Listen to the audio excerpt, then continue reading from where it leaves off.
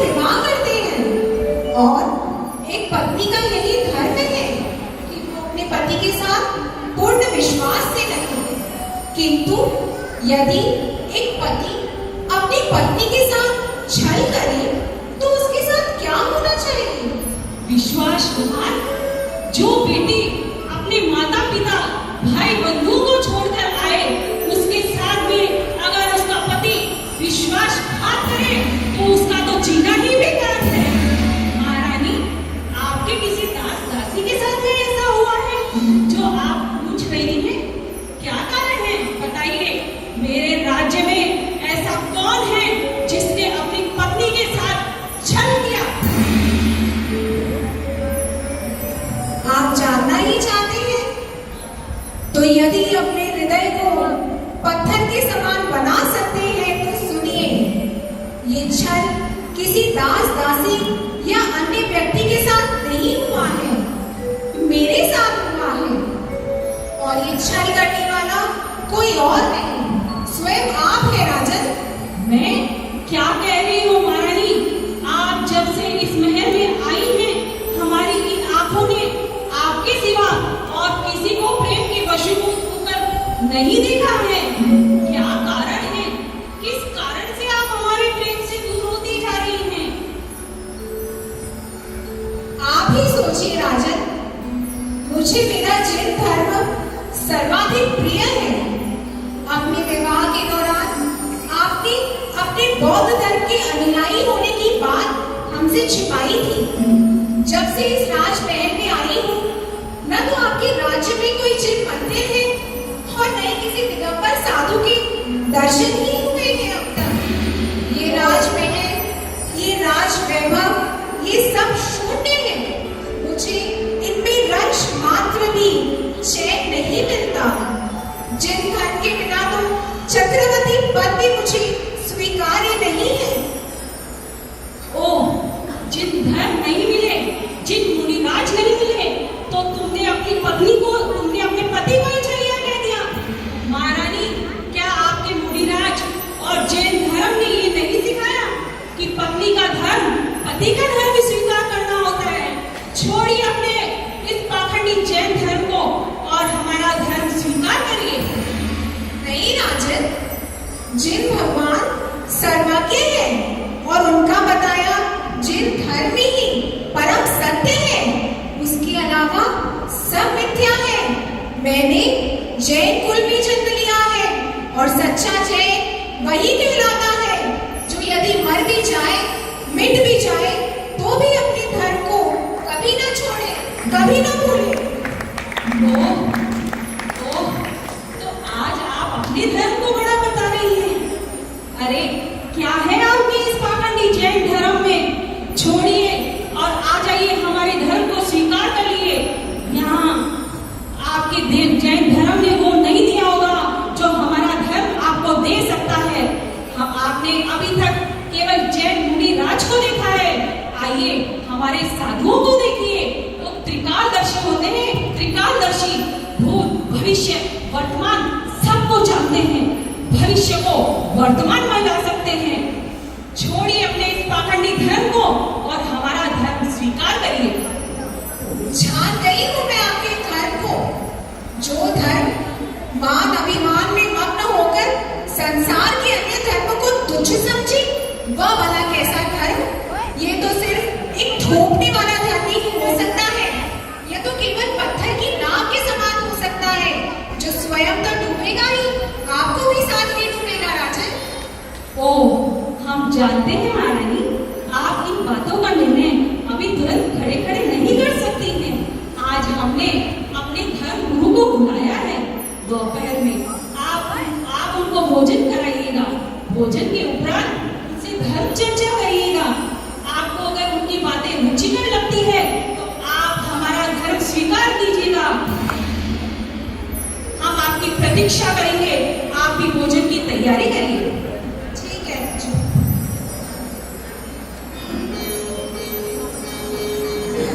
पहला दृश्य यहाँ पर है कि किस प्रकार से राजा श्रेणिक एक दबाव के माध्यम बौद्ध धर्म को स्वीकार करो और अपने गुरुओं को बुलाता है कि कि हमारे गुरुओं को देखकर, उनकी बातों को सुनकर, उनके तत्वों के बारे में जानकर हो सकता है कि चेतना अपने धर्म को परिवर्तित करके बौद्ध धर्म को स्वीकार करें। इस भावनाओं के साथ वो गुरु वापस आते हैं और भोजन के लिए उन्हें आमंत्रित किया जाता है। देखते हैं आगे क्या दृश्य बनता है, क्या संवाद होता है। गुरुजी चले जाते तो आश्रम की गति मुझे मिल जाती, फिर मैं भी चेले बनाता, चेले बनाकर उनके चेले बनाता। अरे शिष्य, क्या बड़बड़ किए जा रहे हो? आश्रम की गद्दी मुझे मिल जाए, आश्रम की गद्दी मुझे मिल जाए। अरे गुरुजी, ऐसा ही होता है। गुरु के जाने के बाद चेला, चेले के बढ़ने के बाद बीच वाला अकेला। अच्छा, तो तू ये बता, मेरे जाने के बाद तू इस आश्रम का नाम कैसे रोशन करेगा? अरे गुरुजी, ये तो बहुत आसान है। सबसे पहले मैं आश्रम का नाम बहुत बड़े बैनर पे लिखवाऊंगा, उसके पीछे 4 छोटी-छोटी ट्यूबलाइट्स लगवाऊंगा, फिर उनको जलवाऊंगा। हो गया ना आश्रम का नाम रोशन। अरे मूर्ख, क्या करूं तेरा? आश्रम की गद्दी दे दो मुझे। आश्रम की गद्दी दे दो, आश्रम की गद्दी, क्या होगा तेरा? अच्छा गुरुजी, ये तो बताओ, आज हम कहाँ जा रहे हैं? आज हम राजा श्रेष्ठ, आज हम भोजन के लिए जा रहे हैं। ओह, मेरे गुरुजी को भूख लगी है। भोजन के लिए तो जा रहे हैं, पर किसके घर जा रहे हैं? किसके गांव में जा रहे हैं? किसके राज्य में जा रहे हैं? आज हम राजा श्रेणिक के महल में भोजन के लिए जा रहे हैं। ओहो गुरुजी, आप में भी बुद्धि की बिल्कुल कमी है। जब राजा ने आपको भोजन के लिए बुलाया, तो आप राजा को ही बोल देते कि भोजन आश्रम में ही भिजवा दे, जाने से भी बच जाते और भोजन भी बचा लेते। अरे मूर्ख, आश्रम की गद्दी दे दो। इतना मूर्ख शिष्य मैंने क्यों बनाया? क्यों बनाया? मुझे भी पता नहीं मैंने आपको गुरु क्यों बनाया। हे भगवान, अब चलोगे भी या यहीं खड़े-खड़े मुझे भूखे मारोगे? चलो, चलना तो है ही। गद्दी देने ना पक्की, दिमाग में भर दी मेरे बस रद्दी रद्दी।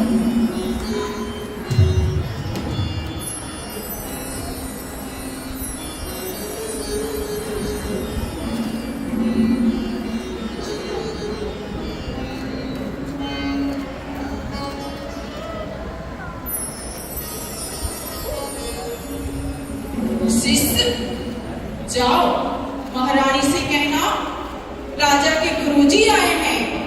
के गुरुजी, रानी जी की जय हो। कहिए, क्या सूचना लाए? रानी जी, मैं आपके लिए सूचना लाया हूँ कि आपके राजमहल के द्वार पर एक भिखारी खड़ा है। भिखारी, वो भी भूखा। तो आप उनसे कहिए, महल का भंडारा चालू है, वहां जाएं और भोजन कर लें। ठीक है रानी जी, जैसी आपकी आज्ञा। गुरुजी, हाँ शिष्य, कहिए। रानी जी कह रही है कि महल का भंडारा चालू है, आप वहीं जाकर भोजन चुरा के ले लें। अरे मूर्ख, उनसे कहना राजा के गुरु महाराज आए हैं, उनको ससम्मान बुलाएं। ओहो, ऐसा गुरु भी मैंने पहली बार देखा है, जो सम्मान भी मांग कर लेता है। सम्मान भी भला कोई मांग के लेता है क्या? आप बोलो, आप में से कोई सम्मान मांग कर लेता है? बोलो बोलो। ठीक है गुरुजी, जाता हूँ अब। रानी जी, आपकी जय हो। कहिए, क्या बात है? रानी जी, मैं आपके लिए बड़ी विकट सूचना लाया हूँ। आपके राजमहल के द्वार पर एक भुक्कड़ खड़ा है। भुक्कड़ कह रहा है कि अगर उसको भोजन नहीं मिला ना, तो अपनी अंगुलियां चबाकर खा जाएगा। मैं कुछ समझी। अरे रानी जी, इसमें समझना क्या है? आपके राजा के गुरुजी आए हैं। तो आप कहें कि वो आदर के साथ महल में पधारे और भोजन ग्रहण करें। ठीक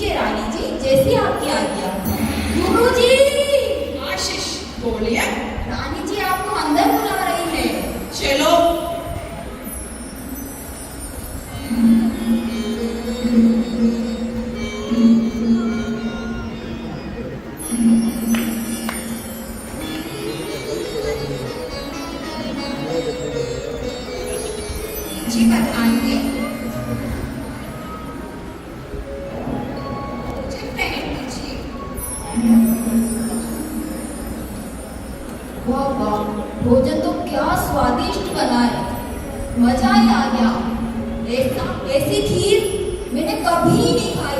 आनंद आ गया, वाह वाह वाह वाह।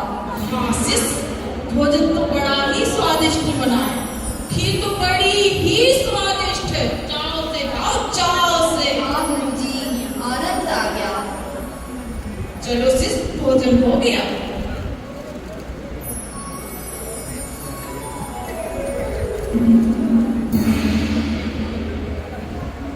महारानी, भोजन बड़ा ही स्वादिष्ट था। मंत्र तो हो गया। धन्यवाद महारानी।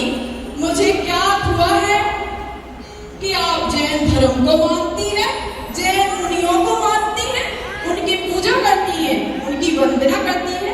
क्या आपको ज्ञात नहीं, राजागिरी नगर में जैन धर्म को मानना और जैन मुनियों को मानना अपराध है, उनको मृत्यु दंड दिया जाता है। लेकिन आप महारानी, इसलिए आपका अपराध क्षमा योग्य है। इसलिए हे महारानी, आप हमारे वैभव को पहचाने। आप हमारा वैभव नहीं जानती। आपके राजा के जैसे हमारे राजा से शिष्य आए हैं। तो आप क्या चाहते हैं? अपना धर्म छोड़कर आपका मिथ्या दृष्टि धर्म स्वीकार करें? महारानी, एक पत्नी का भी तो यही कर्तव्य होता है कि वह अपने पति के धर्म को स्वीकार करे और अपने पत्नी धर्म का निर्वाह करे। हे महारानी, जितनी जल्दी हो सके उतनी जल्दी है आप समझ जाइए। महारानी, हम कृपादर्शी हैं। आपकी सोच से ही पता चलता है आपके धर्म के बारे में। एक तरफ विष्णुदेव भगवान है जो सर्वज्ञ है, सारे तत्वों की ज्ञाता, हितोपदेशी है, कर्म से रहित है। एक वही है जो हमें इस संसार भव सागर से पार उतारने में सक्षम है। बाकी सब मिथ्या है। महारानी, अपने शब्दों को मर्यादा में रखें। यहाँ हम आपकी बकवास सुनने नहीं आए हैं। और जितना जल्दी हो सके उतने धर्म को स्वीकार करें। आप सुबह आश्रम में आ जाइए, बाकी शिक्षाएं आपको वहां दे दी जाएंगी। चलो शिष्य। चलो गुरुजी।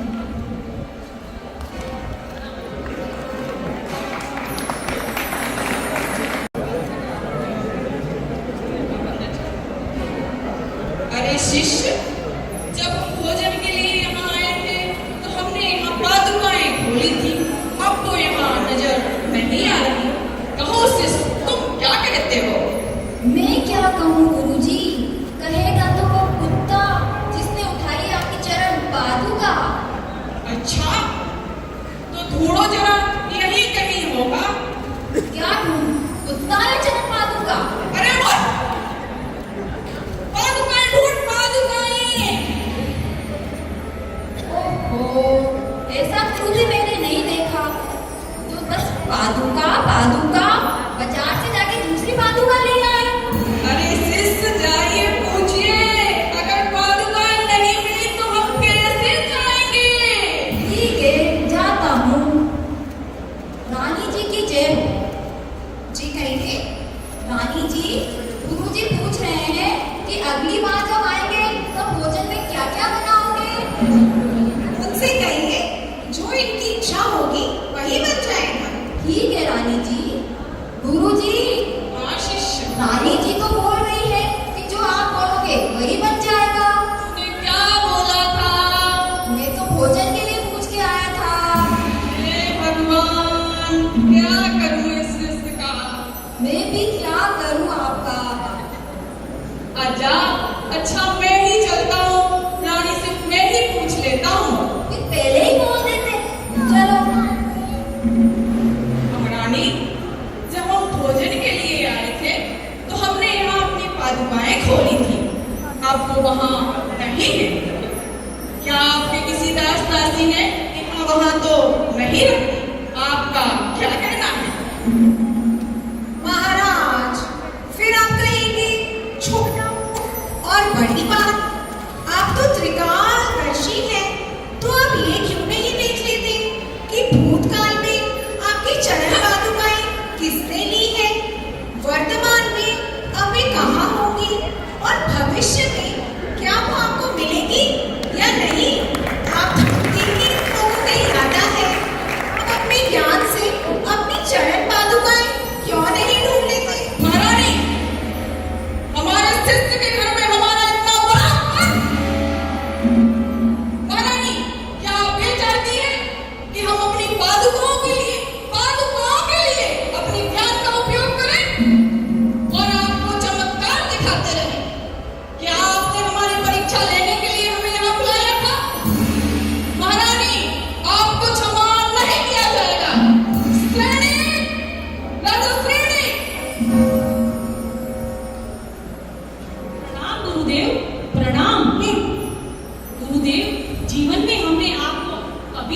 क्रोधित नहीं देखा।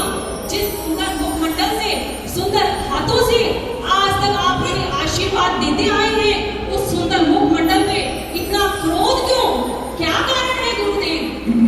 जाओ पूछो अपनी महारानी से, क्या उन्होंने अपमान करने के लिए हमें यहाँ बुलाया था, तुम्हारे गुरु को? महारानी, क्या ये सत्य है? कह दो, कह दो। आज गुरुदेव जो क्रोधित हुए हैं, वो तुम्हारे किसी क्रियाकलाप के कारण क्रोधित नहीं हुए हैं। कह दो, ये असत्य है, तुमने गुरुजी का अपमान नहीं किया। नहीं राजन, नहीं, मैंने इनका अपमान नहीं किया। मैं तो केवल इनकी परीक्षा लेना चाहती थी। मैंने इनकी चरण पादुकाएं नहीं छुपाई है, अभी तो उसके छोटे छोटे टुकड़े करके भोजन में मिलाकर इन्हें परोसती, जिन्हें वे बड़ी ही तन्मयता से ग्रहण कर चुके हैं।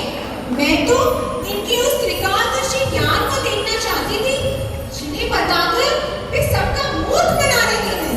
महारानी, महारानी, तुम्हारे एक एक शब्द हमारे हृदय को चीर रहे हैं।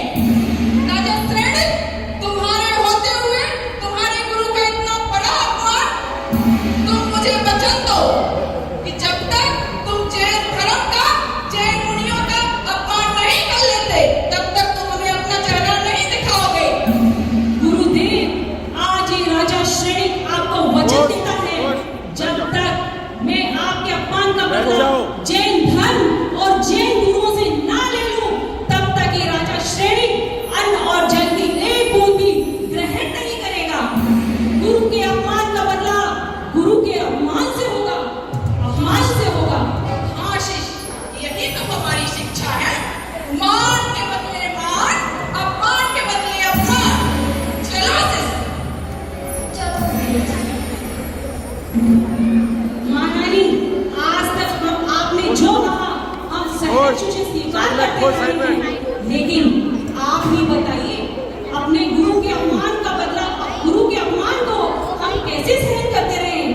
आप हमारी धरती में उन गुरु का अपमान करती रही, जिनके दर्शन करके हमारी प्रातः होती रही। उस पीड़ा को सहन करने के लिए महारानी तैयार हो जाइए, जिस पीड़ा को आज हमारे हृदय में हम महसूस कर रहे हैं, महसूस कर रहे हैं। महारानी तैयार रहिए, गुरु के अपमान का बदला गुरु के अपमान से होगा। नहीं राजन, नहीं, ये उचित नहीं। गुरु के अपमान का बदला कैसे लूं? मेरे गुरुदेव मेरे ही मेहनत से आग का गुब्बार बन के निकल गए और मैं देखता रहा। क्या करूं? कैसे अपनी बदले की भावना को शांत करूं? गुरु के अपमान का बदला, गुरु के अपमान का बदला क्या क्या करूं?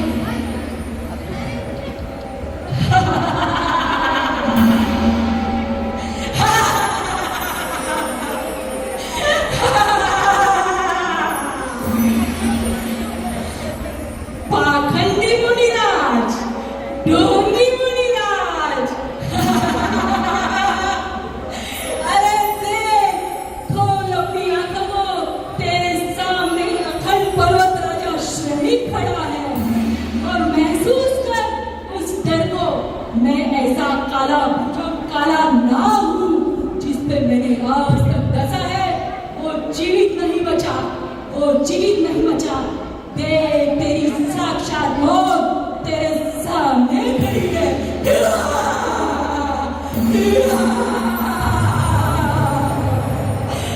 बड़ा ही ठीक है तू, मेरे इतना बोलने पर भी अपनी आंखें नहीं खोल रहा है। बंद कर अपनी मंत्र साधना को, अपने झूठे ढोंग को। कोई बात नहीं, कोई बात नहीं। गुरु के अपमान का बदला मैं अपने छल और बल से लूंगा।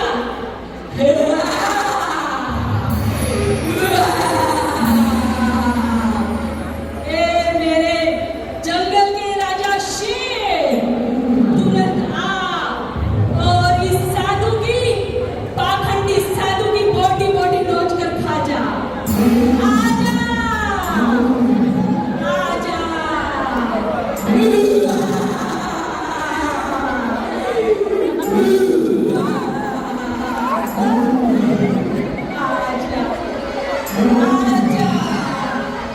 राजा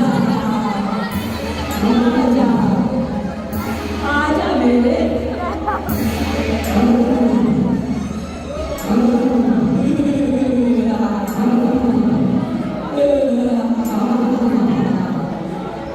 आजा इसको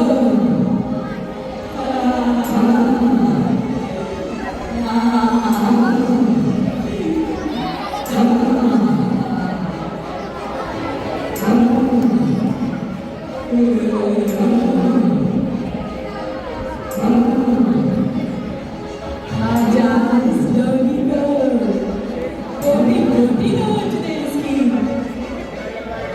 उसके दर्द से अपनी प्यास बुझा ले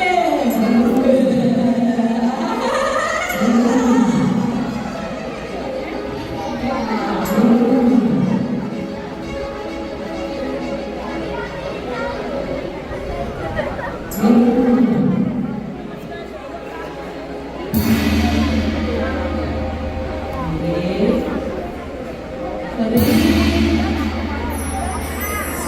अरे ये मैं क्या देख रहा हूँ जो आज तक जानवरों के रक्त से और हड्डियों से अपना जीवन जीता आया है वो आज इस डोंगी साधु के आगे नतमस्तक हो गया।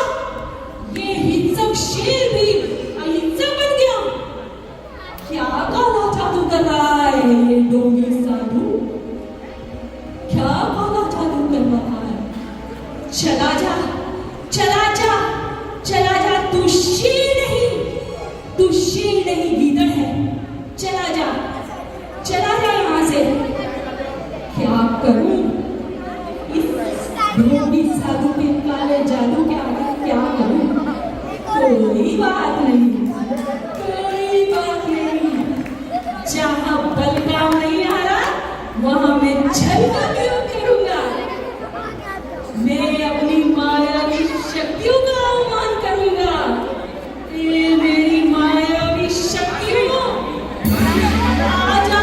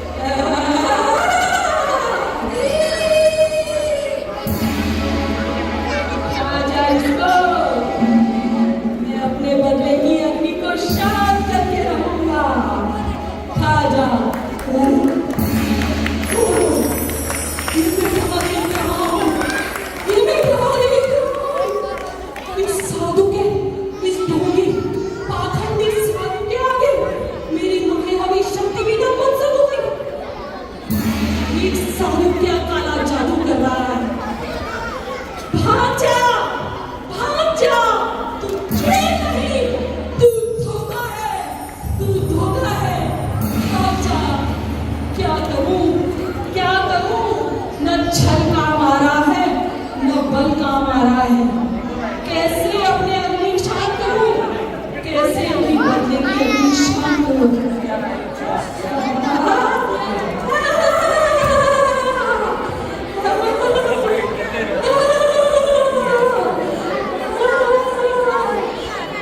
अरे आगे आगे जब इस सर्प को, इस मरे हुए सर्प को और उससे टपकते हुए रक्त को इस साधु देखेगा तो दुख दबा के भाग जाएगा और मैं अपने प्राण का बदला ले लूंगा और दुनिया को बता दूंगा कि जैन साधु ढोंगी होते हैं, कायर होते हैं।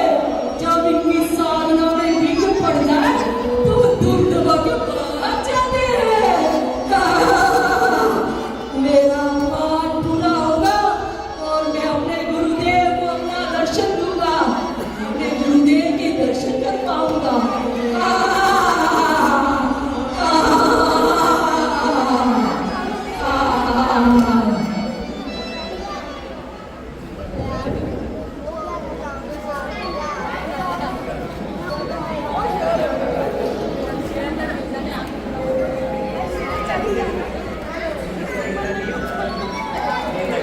महारानी, जिस काम में इतने दिनों से मेरा मन नहीं लग रहा था, वो जब काम पूरा हो जाए तो प्रसन्नता तो बनती ही है ना महारानी।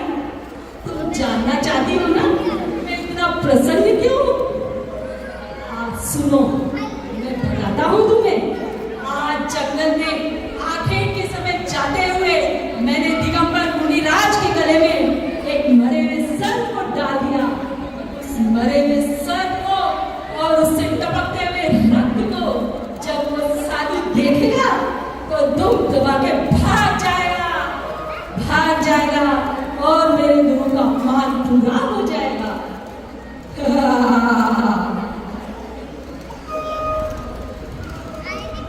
लालचन, ये क्या किया आपने? कैसे समझाऊं मैं आपको? ना आपने अपनी पत्नी को जाना, ना उसके जैन धर्म को और ना ही दिगंबर साधुओं को। यदि वे सचमुच मेरे गुरुवर हुए तो चाहे ये धरती उथल पुथल ही क्यों ना हो जाए, चाहे इस धरती पर प्रलय ही क्यों ना आ जाए, भगवान से अपनी साधना को भंग करके तुम दबा के भाग जाएंगे तो तुम अपना धर्म छोड़ के हमारा धर्म स्वीकार कर लोगी। बोलो महारानी। ठीक है, यदि आपकी यही जिद है तो ठीक है।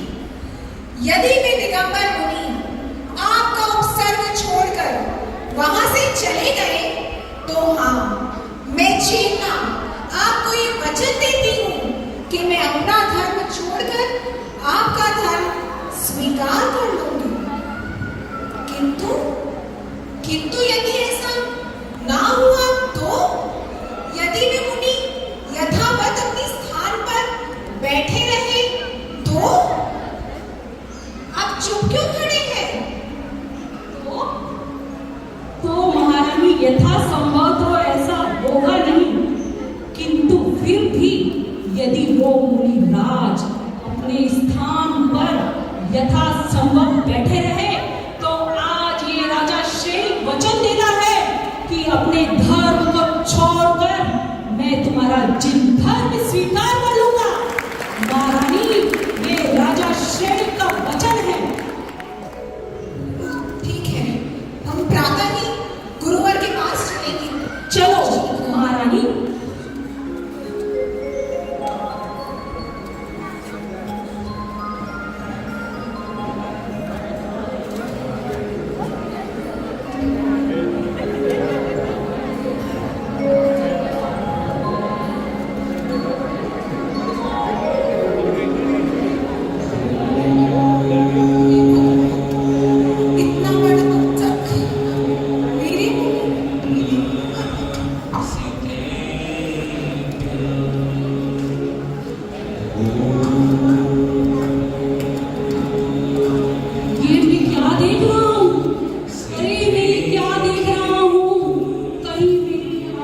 धोखा तो नहीं, कहीं मेरी आंखों को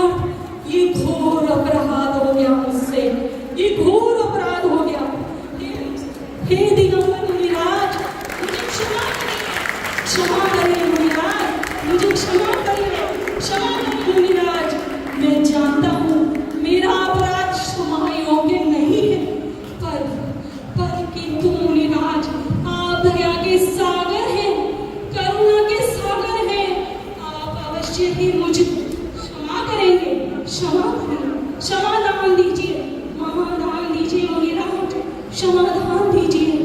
अनर्थ, घोर अनर्थ, घोर अपराध।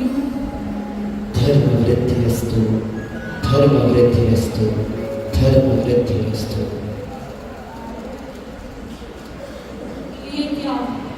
ये क्या मैंने मुनिराज पे इतना भारी उपसर्ग किया, फिर भी उन्होंने मुझे क्षमा का दान दिया, महादान दिया।